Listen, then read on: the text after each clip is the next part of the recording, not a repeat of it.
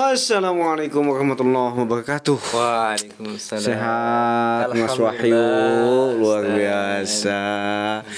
Ini nama-nama teman-teman di sini tuh luar biasa ya. Iya. Nih ada Wahyu, ada Ilham, ada Firman. Semuanya itu kalam ilahi semuanya. Tinggal namanya Yusuf yang rahasia ilahi itu ya. Dan itu nama apa? Azab ternyata. Nah, film Indosiarnya. Nah, gini Mas Wahyu. Ini bilangnya Mas aja ya. Iya, Karena ente kan kayak orang ini, kayak orang masuk teh.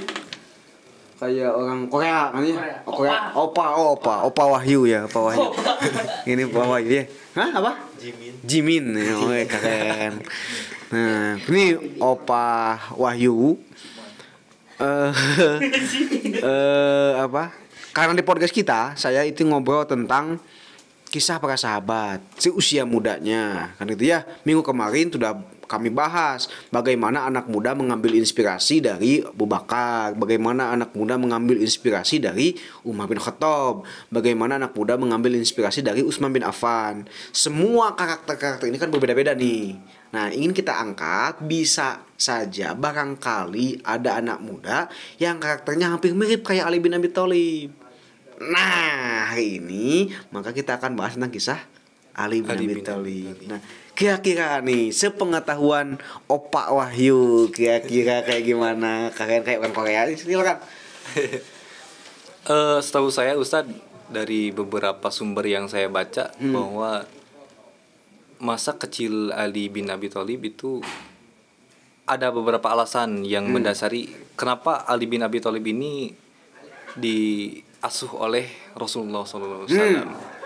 Salah satunya adalah karena pamannya atau Abu Thalib itu banyak anak. Oh iya betul. Banyak anak. Sehingga Rasulullah SAW berinisiatif untuk mengasuh beliau. Dan dari 4 anak Abu Thalib, beliaulah yang terpilih. Dan usia 6 tahun, kalau nggak salah 6 tahun beliau sudah seatap serumah dengan Rasulullah SAW. Oh, Ali itu ke 6 tahun udah serumah dengan iya. Muhammad Sallallahu Alaihi Wasallam. Gitu. Ya. Terus. Dan pada umur 10 tahun beliau orang yang pertama kali masuk Islam di kalangan anak ataupun remaja. 10 tahun. 10 tahun itu. Wih, keren. Dan orang 10 tahun ke nyawa backlas kan backlas kan kaleci kan backlas gawe we gilang kemana wae. Terus dan pada usia 10 tahun itu dari kalangan anak-anak ataupun remaja hanya beliau yang percaya bahwa Al-Qur'an itu bukan ciptaan Nabi Muhammad. Di usia 10 tahun. 10 tahun luar biasa. Terus gimana? Jadi ketika Rasulullah SAW membacakan ayat-ayat Al-Quran, hanya beliaulah yang bisa meresapi ayat-ayat Al-Quran. Padahal saat itu orang-orang Quraisy itu mencela Nabi Muhammad bahwa itu bukan dari Allah, itu bukan dari Tuhan, tapi itu dari buatan Muhammad. Saking cerdasnya beliau ketika umur segitu, bisa membedakan mana ciptaan manusia dan mana ciptaan Tuhan yang sebenarnya gitu. Betul. Di usia 10 tahun. Kira-kira yuk kenapa Ali bin Abi Thalib di usia 10 tahun memiliki kecerdasan analisis yang luar biasa? Apa sih tips and trick kata Depahri itu? Tips and tricknya apa ya kira-kira di usia kecil? Kan Gilang, saya, Yusuf itu kan di usia-usia 10 tahun itu masih kena naon otot leho lah cek bahasa Sunda nama. Yeah. Cek Indonesia nama polo naonnya polonyon namanya. Masih kayak gitu. Nah, kira-kira di usia 10 tahun bisa memahami menangkap wahyu ya. Jadi salahnya bahaya. Apa sih sepengetahuan Wahyu? Kenapa kok di atas rata-rata kecerdasannya? Apa sih kira-kira? Kalau setahu saya Ustadz, bahwa sejak kecil yang pertama keturunan, yang kedua beliau dari kecil sudah diasuh oleh Rasul, sehingga apapun kebiasaan, chemistry chemistry-nya sangat-sangat sangat melekat gitu. Ih keren. Maka saya sering katakan yuk gini, kalau ente bukan siapa-siapa, pastikan orang yang ente ikuti itu siapa-siapa gitu. Karena bisa jadi kesuksesannya ente datang itu akibat dari khidmat dari ente mengikuti seseorang. Maka dalam konteks Ali bin Abi Thalib saya ingin ngasih tips and trick gitu ya. Salah satunya adalah bagaimana Ali bin Abi Thalib memiliki kehebatan yang luar biasa menurut Sirah Nabawiyah. Salah satunya adalah dia memiliki mentor. Dia memiliki sosok yang mengarahkan. Di antaranya adalah Rasulullah SAW, Muhammad SAW. Yang kedua bapaknya pasti. Bapaknya kan namanya Abu Thalib. Thalib de artinya itu adalah tolaba. Tolaba itu ngajar. Artinya bijaksana juga. Satu faktor yang mempengaruhinya bisa jadi itu bapak. Yang menurut saya, perspektif saya itu bisa jadi bapak. Faktor bapak mendidik luar biasa. Tidak letik diajar gembala aja Rasulullah SAW duaan gitu ya. Yang kedua faktor mentor. Rasulullah SAW. Beginilah aslinya orang yang dipoles, orang yang dicelup langsung oleh pendidikan ala Sirah Nabawiyah. Ali bin Abi Thalib sejak umur 10 tahun dia bisa memahami, menangkap wahyu tadi gitu ya. Bahasa wahyu gitu. Maka yuk hati-hati ente ketika memilih seseorang untuk menjadi mentor. Kebanyakan hari ini anak muda menyimpang karena dia selain dari salah memilih sahabat, dia juga salah memilih mentor. Betul gak? Teman yang dia anggap sepuh atau dituakan atau dikolotkan di tempat pergaulannya, dialah yang justru mengajarkan maksiatan. Betul gak? Betul. Hari ini kan itunya. Iya. Sikonu umurnya mah kolot gitu, tapi kemudian kolot non dengan kolot bagong kolot naon kolot bagong nya kolot bagong kolot tapi kokoloten gitu. Tapi kolot nanti bukan membawa dia semakin dekat pada Allah, tapi justru mentor itulah, kokolot di komunitas itulah yang kemudian membuat dia menyimpang. Maka berhati-hatilah dalam memilih mentor itu. Wahyu kan enak gaulna, luar biasa di tempat-tempat mulia, hati-hati ya. Mentor dikasih mentor terbaik, itu luar biasa. Ya, maka ini berbagai perspektif tentang orang-orang hebat ini yuk. Selalu arahnya ke mentor yuk. Wahyu tahu Salahuddin Al-Ayyubi yang penakluk Baitul Maqdis itu ya, yang penakluk yang Islam sampai ke apa? Itu ke Palestina. Ya, tahu Palestina? Tahu. Nah, jika tidak kan itunya jauh nanti itu mah jauh lah. Pokoknya mah gitulah sedangkan nama. Salahuddin Al-Ayyubi itu ibarat striker yuk. Ibarat pemain penyerang yang menyimpan kepala di depan gawang kemudian umpan lambung dari belakang. Beckham lah, Beckham nu asli nu jagonya. Tuing, tinggal gitu gebros asup saya tama gitu. Salahuddin Al-Ayyubi itu. Karena sosok mentor di belakang dia nu luar biasa dan itu tidak diungkap yuk. Satu, mentornya Salahuddin Al-Ayyubi itu adalah bapaknya. Namanya adalah Najmuddin Al-Ayyubi. Nama Al-Ayyubi itu kan ke bapak. Jika Wahyu kan pepanjangnya naon? Wahyu saja, berarti saja bapaknya kan gitu ya. Bisa. Jika Gilang Muhammad Rizik, misal bapaknya kan Rizik. Nah, jika Yopi Salsabila misalnya gitu ya. Jika Yusuf Hidayatullah bapaknya kan Mang Dayat kan gitu ya. Gitu bisa ya. Bisa karena nama ujung gitu ya, nama ujung. Salahuddin Al-Ayyubi itu kan nama bapaknya Najmuddin Al-Ayyubi. Bapaknya lah yang mengajarkan Salahuddin ilmu tentang tata negara. Yang kedua, emangnya namanya Asyaduddin Sirkuh namanya. Asyaduddin Sirkuh. Dialah yang mengajarkan Salahuddin Al-Ayyubi tentang konsep jihad ke Baitul Maqdis. Yang ketiga, gurunya Nuruddin Jangki yang mengajarkan ilmu tentang agama. Kan tadi disebutkan utiluan namanya. Lu sebutkan nama? Salahuddin Al-Ayyubi. Padahal Salahuddin Al-Ayyubi itu ceplas pemikiran tiga orang ini. Tiga orang ini kan disebutkan. Maka begitulah ketika melakukan kebaikan, mungkin bisa jadi wahyu itu bersinar ketika saya geus maot misal. Ketika bapak geus maot, ketika guru geus eueuh, namanya itu kasilep ku guruna. Ketika guruna maot misal, maka muncullah muridnya. Tapi itu ngadokan orang gak maot, bahaya. Saya maot masih kadang saya ti heula euy. Ngelayar gitu nente masih namanya. Nah gitu lah. Itu bab mentor gitu ya. Jadi poin dari Ali bin Abi Thalib satu adalah berhati-hati dalam memilih mentor. Karena kan akhirnya lo banyak bergerak masalah mentornya. Mentornya naon Google, mentornya naon TikTok. Sok Wahyu, lamun boga masalah nanya ke saha? Ke Google-nya. Google lebih tahu kehidupan ente dibanding guru ente. Guru ente mah belum tahu ente ke resep kana sepatu. Google mah nyahoeun da ku sabab tina marketplace, tina keranjang 99, eusina sepatu kabeh. Batu Google mah nyahoeun nya.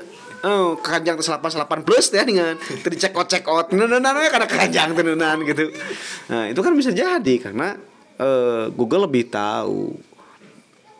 Ente boga masalah sedih misal searching dina YouTube obat penggalau obat menenangkan hati, muncullah kata-kata mutiara, muncullah kata-kata emas, muncullah kata-kata mbak, muncullah kata-kata aki dan sebagainya kan banyak gitu ya.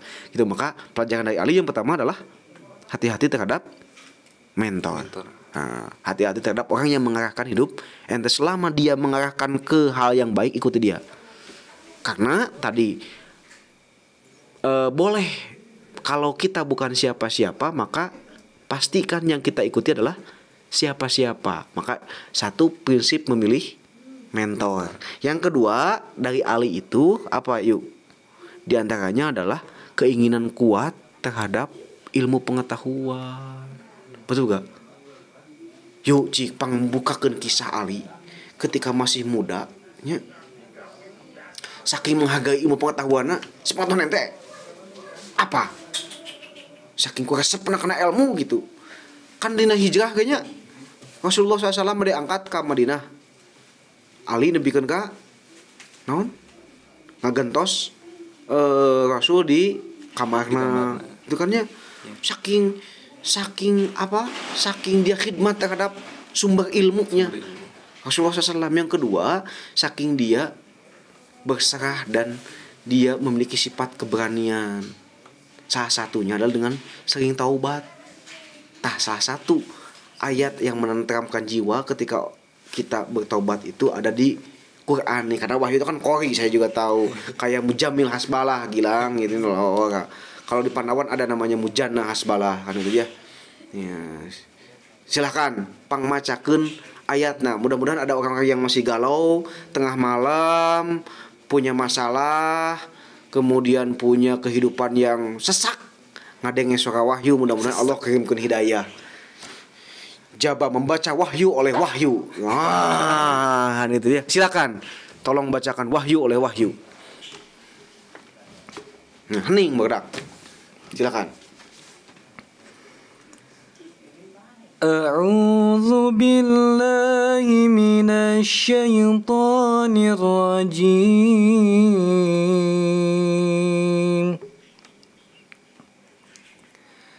Lillahi ma fis samawati wa ma fil ardh.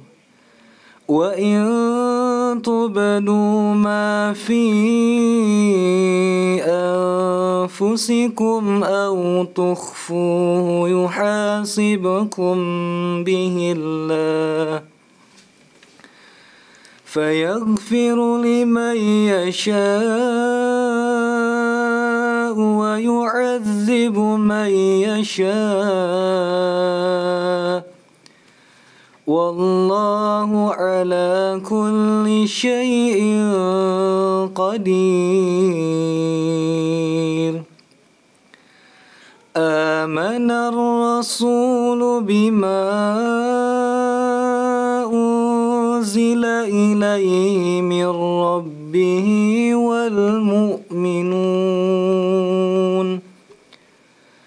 Kullun amana billahi wa malaikatihi wa kutubihi wa rusulihi la nufarriqu baina ahadin min rusulihi وقالوا سمعنا وأطعنا غفرانك ربنا وإليك المصير. لا يكلف الله نفسا إلا وسعها لها ما كسبت وعليها ما اكتسبت ربنا لا تؤاخذنا إن نسينا أو أخطأنا ربنا ولا تحمل علينا إصرا كما حملته على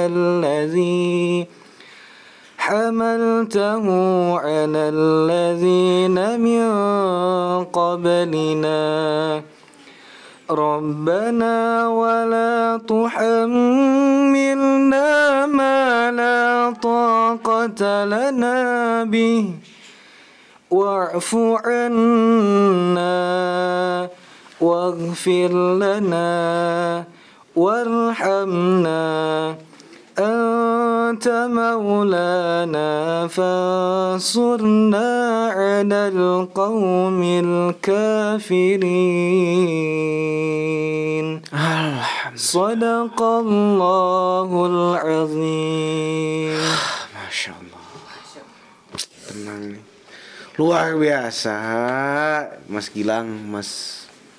Ente diajar di mana yuk? Saya mau masa ngajakeun. Soalnya nama palas gue nama luar biasa. Nanti kalau ada teman-teman yang suka, yang mau dengar wahyu lebih panjang daripada ini, tolong tulis di kolom komentar ya. Nanti saya sediakan space khusus buat wahyu ngaji di channel kita ya, di channel teman-teman, di channel Bapak Milenial ini. Silakan ngajilah sepuasnya supaya diputar terus ya. Luar biasa. Masya Allah. Suaranya suara emas nih. Saya ya, nanti terima kasih ya. Nanti kita bikin kalau ada permintaan nanti ya. Tolong Wahyu sanggupi kita ngaji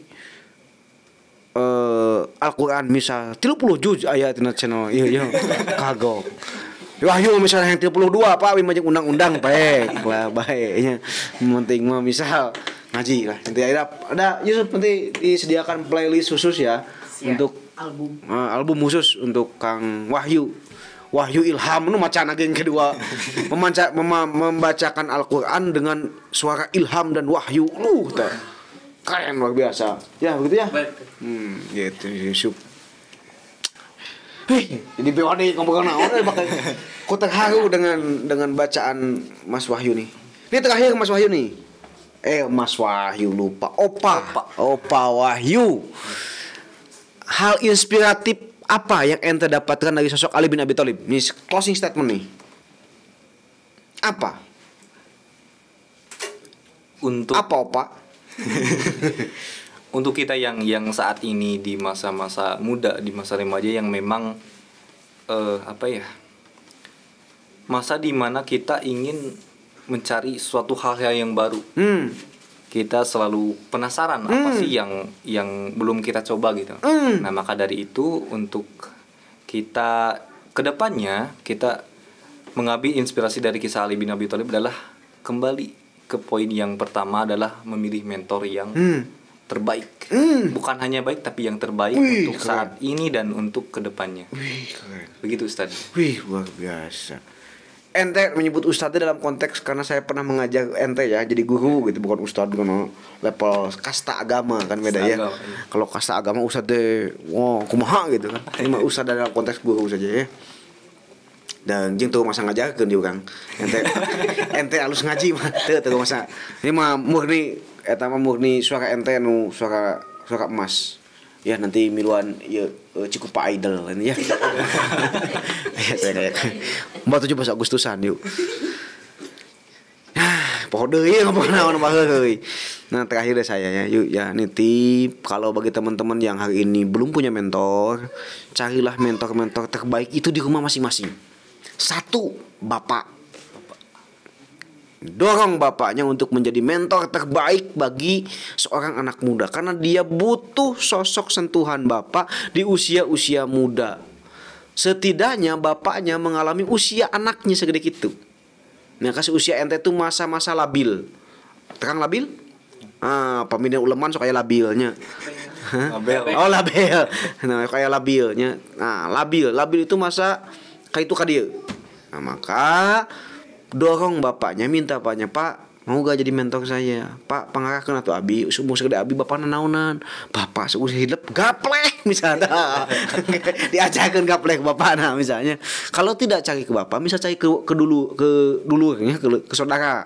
Kayak Salahuddin Ayyubi cari bapaknya ada misalnya ke paman, ke uwa, ke siapa lagi, siapa, ke nenek gitunya, ke nenek, ke kakek, tong ke awewe. Mentor bagi laki-laki itu gak boleh perempuan asli, gak boleh perempuan selain dari bukan muhrim. Bagi laki-laki itu kalau mentornya perempuan bakal panjang logika, panjang perasaan, bakal jadi serba salah nanaon teh. Tepung serba guna wae bisa jadi tepung serba salah jeung awewe mah gitu. Saking serba salah jeung awewe mah gitu. Maka laki-laki itu mentornya laki-laki, perempuan mentornya perempuan. Nah, cari di mana itu, minimal di lingkungan keluarga. Kalau tidak ada, cari guru di luar, misal di organisasi, ada senior, ada kakak pembina misalnya, ada kakak pembina misalnya, cari kakak pembina. Atau ente di tempat kerja cari senior yang sudah lama kerja. Syarat mencari mentor, satu, dia yang kecintaan terhadap agamanya melebihi kecintaan dia kepada akhirat. Itu syarat mentornya. Sagawaya milih mentor, itu yang penting beunghar we, yang penting mah loba duit, yang penting mah loba ilmu. Belum tentu orang yang bisa banyak uang, banyak ilmu bisa menjadi mentor terbaik.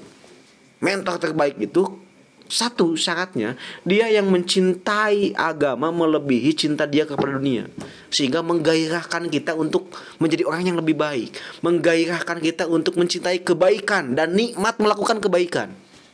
Syarat yang pertama itu. Yang kedua, mentornya itu adalah mentor yang dia pandai bersyukur. Tong mentor nu bagian ngeluh, sesitik ngeluh. Kan itulah yang diajarkan Luqman kepada anaknya. Anishkur lillah. Sifat Luqmanul Hakim ketika dia ingin menjadi mentor bagi orang lain karena dia pandai bersyukur. Kayak gitu yuk. Yang ketiga adalah mentornya adalah dialah yang bijaksana. Hikmah, dia yang penuh hikmah. Teu babarian amal, teu babarian keheul, teu babarian ngafonis, teu babarian menjustifikasi, tanya dulu, klarifikasi dulu, kemudian kasih coba dulu. Bisa jadi si usia ente banyak salahnya, margin salah itu tuh gede. Margin salah saya seharusnya seusia saya itu margin salahnya sedikit, karena faktor ilmu, karena faktor pengalaman. Saya kemudian salahnya agak sedikit. Seusia ente margin salahnya gede, karena imajinasinya tarik, kehendaknya tarik, ilmunya terbatas, manajemen resikonya terbatas. Maka seusia ente itu perbanyak ilmu supaya margin salah seetik. Kawanina mah tong dikurangan, edankeun kawanina mah gitu. Maka usia segede ente bahkan usia mencobanya. Segala aku dicobaan si ente mah. Maot oleh cobaan teh bahaya. Kalau coba-coba apa beta mah ya. Maot nikah ulah coba-coba. Nikah sekali seumur hidup, ya. Kadekeun wae nu geus putus meukeun bae. Bae. Tong segera bedain lah kataknya. Asa kasinihan teh ieu teu lain masuk gedenya. Keun bae. Ya, temukan aku dengan rasa sesalmu kan gitu, cie. Kieu cinta teh nya. Cinta teh kieu aja. Opa mah gini cintanya. Itu bahasa Koreanya kitanya, Korea. Cinta itu kayak gini. Cinta itu pemirsa kayak gini. Kata opa. Cinta itu kan kayak gini. Cara mempertahankannya dengan ini kan gitu ya. Gini ya. Tuh ketang heeh gitu ya. Oke. Karena tidak semua cinta bisa dipertahankan dengan uang kan ya. Ya, cinta itu kan di podcast yang lalu, cinta itu ada 3, ada sakinah, ada mawaddah, ada rahmah. Cinta sakinah itu cinta yang menenteramkan. Cinta mawaddah cinta yang menggelorakan. Cinta rahmah lah cinta yang hanya memberi tak harap kembali. Bagai sang surya menyinari dunia. Gitu ya. Bangun tidurku terus nganggur, jangan cuka. Aduh ya Allah ya, jangan lupa menggosok Nyambung muka kudu deui ujungna. Tuluikeun eta mah. Iya. Nah, itu ya yang wahyu ya. Di pelajaran mahanya, hati-hatilah dalam memilih mentor. Nanti tisaknya teman-teman yang saya cari saja ya. Terima kasih atas kehadirannya. Kita berjumpa di lain kesempatan. Mudah-mudahan Kang Wahyu terus sehat, terus menjadi nama Wahyu, pecinta Al-Quran, penikmat Al-Quran, menyebarkan Al-Quran itu menjadi inspirasi buat orang lain. Tidak mesti dikagumi, karena orang yang dikagumi itu belum tentu diikuti, betul gak? Iya. Lebih baik orang yang menginspirasi daripada orang yang mengagumi. Iya. Inspirasi itu bukan dari pencapaian, yuk. Inspirasi itu bukan dari kehebatan, yuk. Inspirasi itu bukan dari sesuatu yang kita dapatkan, yuk, bukan. Tapi inspirasi itu datang dari nilai yang kita pertahankan, dari spirit yang kita nikmati, dari spirit yang kita rawat, kemudian menular kepada orang lain. Jadi syukur-syukur kalau ente punya pencapaian, jadi orang hebat, kemudian orang lain mengikuti. Sekalipun ente tidak punya pencapaian, orang biasa-biasa saja, tapi ente punya nilai yang luar biasa, spirit yang luar biasa terhadap Al-Quran, kemudian orang lain tergerak untuk mengikuti ente, itulah inspirasi. Nah, gitu ya. Sekian yang bisa saya sampaikan. Mohon maaf apabila ada kekurangan dan tidak usah dikembalikan jika ada kelebihan, nanti ya. Kita tutup dengan doa kifaratul majelis. Maka silakan pemacakeun doa anak. Mas Wahyu silakan. Opa. Silakan. Subhanakallahumma bihamdik asyhadu an la ilaha illa anta astaghfiruka wa atubu ilaik. Yes, amin. Kelahui deh. Amin. Saking ketenangan kawan itu suka menggelegar di jiwa. Terima kasih. Assalamualaikum warahmatullahi wabarakatuh. Waalaikumsalam.